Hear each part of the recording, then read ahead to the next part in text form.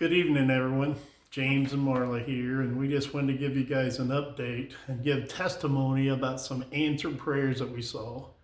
As you know, we were writing out prayer requests in the past week or so about Marla's situation and whether she was going to be cleared to fly on this mission trip. And we went to her surgeon on last Friday, and we had some answered prayers. It was definitely God's hand that we went to the surgeon, and he said all looks good, you do not need surgery, and that he gave us that clear. So we're just thanking the Lord for all that he's been doing and preparing us. There's been so many good devotion times that Marla and I has been doing.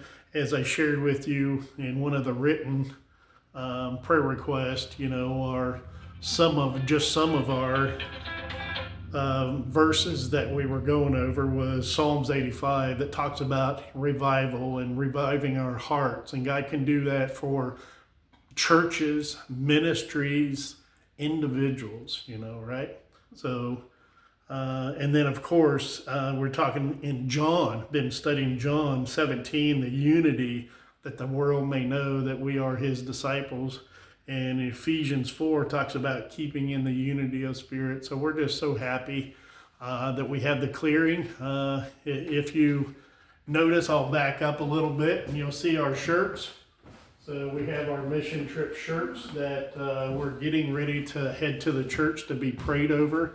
The church is going to pray over us and send us out. Not just Marla and I, but a pretty big group. And we fly out Saturday morning. So we have really one more day here in the United States, and we'll be getting to bed pretty early on Friday evening so that we can wake up really early. So we're going to be probably leaving our house probably 4:35 in the morning, heading to Columbus Airport to get on the plane. We will be flying from Columbus to Miami, Florida to Marsh Harbor.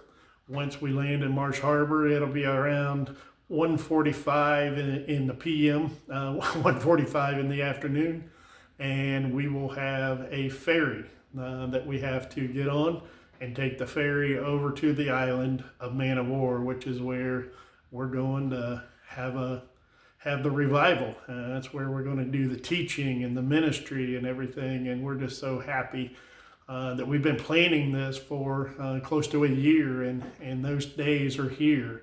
So we're just so thankful for you guys. Thank you for your prayers. Thank you for your financial support. Just had another blessing just yesterday. Had someone out of the ordinary. I say this because I just wouldn't have expected it. A woman that is advanced in her years and lost her husband and probably trying to control her finances, and she reached out to me and said, hey, I've been forgetting to get a hold of you, but I really want to support what you and your wife are doing, and I want to help you financially get there. So what a blessing, humbling moment. And of course she went on to say, well, my situation, and I don't have a lot of wealth, but the Lord has spoken to me, and I want to bless you with $100, and said again, I know that's not much. And I was able to just reassure her that it was a wonderful, generous gift, and got to remind her about in Luke where it talks about the widow's 2 mites and how she gave of all she had, and was able to just bless her and encourage her and allow her to see her gift as not as something small, but as something that God is blessing and going to magnify, because that's what he does with our offerings, right? And she said, well, you also know